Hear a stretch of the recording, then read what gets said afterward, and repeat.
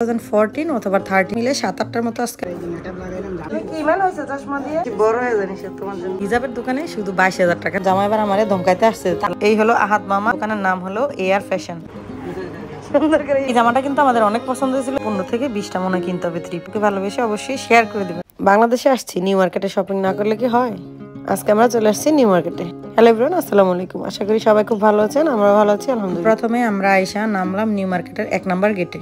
আজকে কিন্তু আমরা বাড়ি থেকে গ্রাম থেকে সরাসরি নিউ মার্কেটে আইসাই মার্কেট করতেছি। অনেকদিন পর নিউ মার্কেটে আসলাম। লাস্ট কবে আসছি এক্স্যাক্টলি মনে নাই, 2014 অথবা 13 সম্ভবত। প্রায় 10 বছর পরে আবার এই নিউ মার্কেটে ঘুরতে আসলাম। সাথে আবার একটু কেনাকাটাও আছে। তো আমাদের আজকে প্রধান উদ্দেশ্য হলো এখানে আসা, চশমা অর্ডার করতে হবে। আব্বা মার চশমা আছে আর অন্যান্য আরো 2-3টা ছিল। তো টোটাল মিলে 7-8টার মতো আজকে আমরা চশমা অর্ডার করে রেখে যাবো। তো প্রথমে দোকানটাতে ঢুকতেছি, এদিকে আবার কি অদ্ভুত দেখলাম, দরজার মধ্যে আবার একজন দাঁড়ায় থাকে, সে নাকি আবার ডোর খুলে দিতে হয়। কি দরকার বলেন তো? যার দরকার সে তো দরজা খুলেই কষ্ট করে শোরুমে ঢুকতে পারবে। তো বাচ্চাটা কিন্তু অনেক ছোট ছিল দেখে আমার খুবই মায়া লাগছে।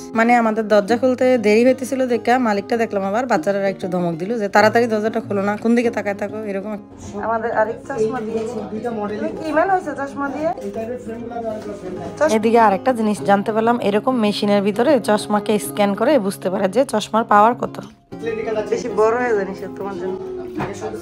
আমার হাজবেন্ডের প্রেসক্রিপশনটা নেয় নাই, তো ওরা বুঝতে পারতেছিল না যে কত পাওয়ার। পরে ওরা এখানে গ্লাসটা মেপে পাওয়ারটা বের করে চশমার জন্য অর্ডার করে দিছে। আমেরিকায় আসলে চশমার দাম বা ফ্রেমের দাম কিন্তু অনেক বেশি বাংলাদেশের তুলনায় হিসাব করলে। এখান থেকে তো আমরা সবসময় কিনি, তো এখন ভাবলাম যেহেতু এবার বাংলাদেশে আসছি সেজন্য দেশ থেকেও কয়েকটা এক্সট্রা বানিয়ে নিয়ে যাই। নিশাত আর মিশুর জন্য আমাদের কিছু গর্জিয়াস ড্রেস কিনতে হবে। তো শুনলাম আনিস আবার ওর এক ফ্রেন্ডের ফোন দিয়ে জানতে পারলো যে এটা নাকি আবার চাঁদনি চক মার্কেটে পাওয়া যাবে। সেজন্য আমরা এখানে নিউ মার্কেটের ভিতরে ঢুকি নাই। নিউ মার্কেটে আসলে আসলে মন চায় সবকিছু কিনে নিয়ে যায়, কিন্তু আমাদের সময় এতটা কম ছিল যে ঘুরে ঘুরে যে একটু দেখবো সেটারও কিন্তু এনাফ সময় পাই না। নিউ মার্কেটে আসার আমাদের প্রথম উদ্দেশ্য ছিল চশমা কিনা, আর মিশু অনেকগুলা হিজাবের অর্ডার করছিল, সেগুলাও কিনতে হবে। আমাদের অনেকগুলা হিজাব অর্ডার করতে হবে। চশমার অর্ডারটা শেষ করে আমরা চলে আসছি এই দোকানটাতে, সূচি শিল্পালয়। 1 নম্বর গেট দিয়ে ঢুকে হাতের বাম পাশে কিন্তু এই দোকানটা। এই দোকানে কিন্তু অনেক সুন্দর সুন্দর হিজাব ছিল, অনেক রকম ম্যাটেরিয়ালস এর হিজাব ছিল। তো আমরা কিছু রেগুলার ম্যাটেরিয়ালস এর হিজাব কিনছি, আর কিছু হলো একটু গর্জিয়াস কিনছি। নামাজ পড়ার জন্য কিছু সুতি হিজাবও কিনছি। এই বাড়িটা আবার আমাদেরকে হিজাব পরে দেখাচ্ছিল যে হিজাবটা কিভাবে পড়তে হয়। ওনারা কি ফানি লাগতেছিল, কিন্তু বলছিলাম একটু এদিকে তাকান, সে আর শরমে তাকানে। ওনাদের এবার বাইরে দোকান আছে এরকম কসমেটিক ব্যান্ড, ক্লিপ, ফিতা। তো ওইখান থেকে আবার আমি কিছু জিনিস নিলাম। আমরা এই হিজাবের দোকানে শুধু 22,000 টাকা বিল দিচ্ছি, আমাদের 3 জনের আর আমার কিছু হিজাব কিনে। যেহেতু আমার সময় কম ছিল, আমি এক দোকানে ঢুকে চেষ্টা করি আমার যতগুলো আইটেম কিনা সেগুলো কিনে নিতে। এক দোকানে যা যা পাওয়া যায় আর কি। আমারও ছিল দোকানদারদের 15 দিনের ব্যবসা একসাথে হয়ে গেল। নিউ মার্কেটের কোন সাইডটাতে যেন ওইবার আগুন লেগে পড়ে গেছিল, তাও যাইতে পারি নাই, কারণ আমাদেরকে আবার 2-3টা মার্কেটে ঘুরতে হবে। মার্কেটের ভিতরেও ঢুকতে পারলাম না, বাইরে থেকেই কোন রকম হাঁটাহাঁটি করে আবার কিন্তু আমরা এখন চলে যাচ্ছি করে করে কিন্তু আমি বেরোতেছি না। এদিক দিয়ে আমার হাজবেন্ড, তারপর হলো আমার ভাই আনিস, ওরা আমার বকাবকি শুরু করছে যে কত দিকে যান, আমাদের সময় অনেক লেট হয়ে গেছে, আরো কত জায়গায় যাইতে হবে। ভাই মেয়ে মানুষ বলে কথা বলেন, মার্কেটে ঢুকলে কি সহসা বেরোতে ইচ্ছা করে, মনে চায় সব কিনে নিয়ে যায়। এদিকে আবার আমি কিছু ঢোলা পায়জামা খুঁজছিলাম নিশাতের জন্য, বাসায় পরার জন্য যে সুতি পায়জামা গুলো আছে। তো নিশাতের সাইজের পাইলাম না, পরে আর ঘুরাফেরা করলাম আর কি। হাঁটাহাঁটি শেষ করে এখন কিন্তু আমরা বেরোয় যাচ্ছি সামনের মার্কেটে যাবো। তাই বাংলাদেশের মানুষের ভাই টাকা থাকুক আর না থাকুক, আত্মাটা কিন্তু অনেক বড়। কিনতে পারুক আর না পারুক, মার্কেটে কিন্তু আপনি গেলে দেখবেন যে মানুষের ভিড় আর ভিড়, ভিড়ের জন্য একদম হাঁটাই যায় না। তো আমরা এখন এই যে ফুটওভার ব্রিজ দিয়ে রাস্তাটা পার হয়ে ওই পারে যাচ্ছি। আমি যাই না, ভিডিও করতেছি, যেন আমার জামাই এবার আমারে ধমকাইতে আসছে, তাড়াতাড়ি আসো, দেরি হয়ে যাইতেছে। আর ফুটওভার ব্রিজ থেকে কিন্তু নিউ মার্কেটের আশেপাশের রাস্তাটা সব দেখা যাচ্ছে। এত জ্যামের জ্যাম কি আর বলবো। দেখেন এই মার্কেট থেকে মানুষ হাজার হাজার বা লাখ লাখ টাকার মার্কেট করতেছে, আবার কিছু মানুষ পেটের দায় এরকম ওভারব্রিজের উপরে বসে পাখা, তারপরে মাস্ক এগুলা বিক্রি করতেছে। আসলে জীবনটা কতই না কষ্টের। এইবারে সিঁড়ি থেকে নেমে মানুষের ভিড়ে আমি হাঁটতে পারতেছি না, এর জন্য আনিস আবার দাঁড়া রয়েছে যদি আমি হারায় যাই, কারণ আমার ফোনের মধ্যে কিন্তু সিম কার্ডও নাই, তারপরে কোনো ইন্টারনেটও সার্ভিস নাই। ইনকেস আমি যদি হারায় যাই ফোন দিয়ে কিন্তু বলতে পারবো না যে আমি কোথায় আছি। আসলে আমরা এখানে চলতে চলতে অভ্যাস, তো এক্সকিউজ মি বলে দাঁড়ায় থাকি, দেখি কেউই সরে না। এই ব্যাগ দেখে একটা কথা মনে পড়ে গেল, 2006-2007 আমি যখন ঢাকা থাকি বাড্ডাতে আমার জ্যাঠার বাসায়, ভাবি আর আমি নিউ মার্কেটে আসতাম তখন মার্কেট করতে। তো বাইরে যে নিউ মার্কেটে ব্যাগগুলো বিক্রি করতো না 100 টাকা করে, আমরা তখন আসতে আসতে সন্ধ্যা হয়ে গেছিল, পরে ব্যাগ কিনে নিয়ে গেছিলাম 100 টাকা করে। চকলেট কালার ব্যাগ কিনে নিয়ে গেছি রাতের বেলা। সকালবেলা যখন আলো হয়েছে দেখি কি ব্যাগের কালার লাল কালার নাকি গোলাপি কেমন একটা হয়ে গেছে। আসলে স্মৃতি মানুষ কখনোই ভুলতে পারে না, যে কোনো সময় সামনে আসলেই মনে পড়ে যায়। এদিকে আবার দেখেন এই ভাইটা এভাবে প্যান্টের নিচে কেচি দিয়ে চিকন চিকন করে কেটে ডিজাইন বানাচ্ছে, যেগুলো এখন আধুনিক যুগের ফ্যাশন। আমরা কিন্তু এখন চাঁদনী চকের সামনে দিয়ে চলে আসছি, ঢুকে যাচ্ছে এখন চাঁদনী চক মার্কেট। আনিসের বন্ধু জুয়েল যেহেতু কাপড়ের ব্যবসা করে, তো ও জানে এই এলাকার সমস্ত দোকানদার, মোস্ট অফ দ্য দোকানদারে কিন্তু ওর চেনাশোনা এবং আত্মীয় স্বজন। মানে আনিসও চিনে, তবে জুয়েল যেহেতু ব্যবসা করে দামটা সম্পর্কে ওর কিন্তু অনেক ভালো আইডিয়া আছে। জুয়েলের পরিচিত এক মামার কথা আনিসকে ফোন দিয়ে বললো যে ওইখানে যাও, ওই জায়গায় জামা কাপড় কিনতে পারবা। তো আমরা এখন ওই দোকানে যাচ্ছি। আমরা এখন যেই ফ্লোরটাতে আছি এটা সম্ভবত 4 তলা। এই হলো আহাদ মামা, আর ওনার দোকানের নাম হলো এয়ার ফ্যাশন, আর দোকানের নাম্বারটা হলো 216 217। মানে এখানে মনে হয় 2টা দোকান আছে একসাথে। মামা আবার আমাদেরকে খাইতে বলতেছিল কিছু, তো যেহেতু অনেক গরম ছিল সেজন্য খাবার দাবার আসলে কোনো কিছু ভালো লাগে না। তো এখানে আইসা দেখি রেডিমেড 3 পিস নাই, সব হলো পিস অর্ডার করে বানাতে হবে। তো আমি আর ওগুলা কিনি নাই। এখন চিন্তা করলাম যে তাহলে আসছি যেহেতু তাঁতের 3 পিস কিনে নিতে। তো এই হোলসেল মার্কেটটাতে আমরা আসলাম। 4 তলার এই ফ্লোরটাতে সব হলো হোলসেলের দোকান। আপনি একটা দুইটা কিনতে পারবেন না, মিনিমাম 15 থেকে 20টা মনে কিনতে হবে 3 পিস। আমরা যে দোকানটাতে আসছি এটার নাম হলো সময় ফেব্রিক্স। সব হলো তাঁতের 3 পিস, একদম অরিজিনাল তাঁতের 3 পিস। আমি গেছিলাম অল্প কয়েকটা 3 পিস কিনতে, কালারগুলো দেখে আমার কাছে এত ভালো লাগছে, মনে চাইছে সবগুলা কিনে নিয়ে আসি। তো এই ছোট্ট ভাইয়াটা আমাদেরকে 3 পিস গুলা কালারগুলো দেখাইতেছিল। আপনারা কেউ যদি অরিজিনাল তাঁতের 3 পিস কিনতে চান এই মার্কেটটাতে চলে আসতে পারেন। চাঁদনী চকের 4 তলায় জমজম পয়েন্ট ভিতরে ঢুকলে এই দোকানটা হলো সময় ফেব্রিক্স। জমজম পয়েন্টের এই মার্কেটের ভিতরে কিন্তু একদম এসি আছে, মানে ভিতরে ঢুকলে অনেক শান্তিতে মার্কেট করতে পারবেন। আর এই ভাইয়াটা কিন্তু দামও অনেক সীমিত রাখছে আমাদের কাছ থেকে, আর আপনাদের কাছ থেকেও অবশ্যই রাখবে। তবে একটা দুইটা 3 পিস কিন্তু না, এরা যেহেতু হোলসেলের দোকান আপনাকে অনেকগুলা কিনতে হবে। আমি একটা দুইটা করে করে শেষে 15টা 3 পিস কিনে ফেলছি। যদিও আমার প্ল্যান ছিল মাত্র 3-4টা কিনবো। ওনাদের কিন্তু ফোন নাম্বারও আছে, চাইলে অর্ডারও করতে পারেন ফোন দিয়ে।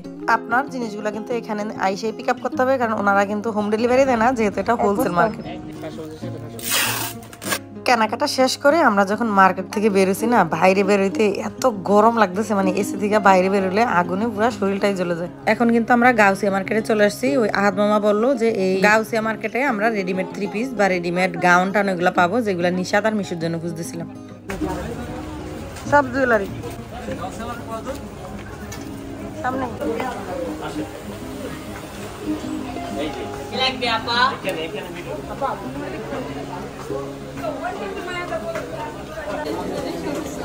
Welcome to Gausia market. হ্যাঁ, এখানে আবার দেখলাম মেয়েদের প্রয়োজনীয় যে জিনিসপত্রগুলো আছে ওই দোকানদারগুলোতে কিন্তু এখন মেয়ে বিক্রেতারাই বিক্রি করছে। জিনিসটা দেখে অনেক ভালো লাগলো। আমরা এখন এই দোকানটাতে ঢুকতেছি, মিশন। এই দোকানটা কিন্তু গাউসিয়া মার্কেটের ফার্স্ট ফ্লোরে। তো এখানে অনেক সুন্দর সুন্দর রেডিমেড গাউন, তারপর হলো লং ফ্রক গুলা ছিল। তো নিশাদ প্রথমে ঢুকে গেল আর টাওয়াল দিয়ে দেখতেছিল যে কোনটা ওর সাইজে হয়। সিম্পলের মধ্যে গর্জিয়াস আছে, একদম নরমাল। নিশাদ এখানে ব্ল্যাক কালার, ওয়াও। নাই তো সুন্দর করে হিজাব পরছে। এই ড্রেসটার সাথে ওন্না সহ সেটআপ করা ছিল, তো ভাই পরে দেখাচ্ছিল। So beautiful, so elegant. Black colour, wow. একটা কালার পরো মা, ওয়াইন কালার। ওয়াইন। এই দোকানের ভাইদের ব্যবহার কিন্তু অনেক অমায়িক ছিল, মানে আপনি কিনেন না কিনেন ব্যবহারের মুগ্ধ। এই দোকানটা আমরা 4টা জামা অর্ডার করে রেখে আসছি, ওগুলো একটু সাইডটা চাপাইতে হবে, যেহেতু নিশাতের গায়ে সাইজটা একটু ঢোলা হয়ে যায়। আরো 2-3টা দোকান ঘুরে দেখতেছিলাম। ভাই বাংলাদেশের কিছু কিছু দোকানদারদের বিহেভিয়ার এত বাজে, মানে মন চায় দোকানদারের সাথে ঝগড়া লাগে একদম পুলিশে কল দিয়ে ধরাই দিই। এই লোকটা আমাদেরকে ড্রেস দেখাইতেছে, তো আমরা চাইতেছি একটু ভালো কাপড়, সফট কাপড়, মানে গর্জিয়াস, কিন্তু কাপড়টা হইতে হবে ভালো ম্যাটেরিয়াল, মানে সফট জর্জেটের মধ্যে খুঁজতেছিলাম। তো উনি যে ধরনের কাপড়গুলো আমাদেরকে দেখাচ্ছে এগুলা কিন্তু কাপড় একটা ভালো না। তো বলছি যে এই কাপড়টা ভাই ভালো না, একটা ভালো কাপড় দেখান। এই কথা বলার পরে উনি একদম রাইগা টাইগা ফায়ারে যাইতেছে। তো আমার জামাই কিন্তু লাগিয়ে যাইতে ছিল, পরে আনিস নামাইছে। আনিস বলতেছিল যে ভাই বাংলাদেশের দোকানদাররা এরকমই, এদের থেকে ভালো কোনো ব্যবহার আশা করা যায় না। পরে আবার এই দোকানে আসলাম, ওনাদের এখানে কয়েকটা জামা দেখলাম, ওনাদের সাইজ অনেক ডিফারেন্ট। নিশাতের জামা আমরা খুঁজছি 38, ওনাদের সাইজ হলো 42 46। তাও আমার জামাই বলতেছে যে সাইজটা বড়, ছোট সাইজের, ওনাদের ছোট সাইজ নাই। এই জামাটা কিন্তু আমাদের অনেক পছন্দ হয়েছিল, কিন্তু এটার সাইজ হলো 42। যেহেতু সাইজ নাই তোমরা জামা দিও না, উনি বলতেছে আছে আছে এটা বলে জামাটা পাঠাই দিচ্ছে 7 তলার মধ্যে, কাইটা কমাই দিতে। পরে আমার জামাই চেপতে গেছে, সাদা জামাটা আনে নাই, বাকি আমরা এখান থেকে আরো 4টা জামা নিয়ে আসছি। এখন আমরা এই আপুটার দোকানে চলে আসছি। এখান থেকে মিশুর জন্য নিশাতের জন্য কিছু রেডিমেড সায়া ব্লাউজ নিলাম। এই আপুটার ব্যবহার কিন্তু অনেক ভালো ছিল, ওনার জন্য আমার অনেক মায়া লাগতেছিল। গরমে ভিজে একদম চুবা চুবা হয়ে গেছে, কারণ এখানে কিন্তু এসি নাই।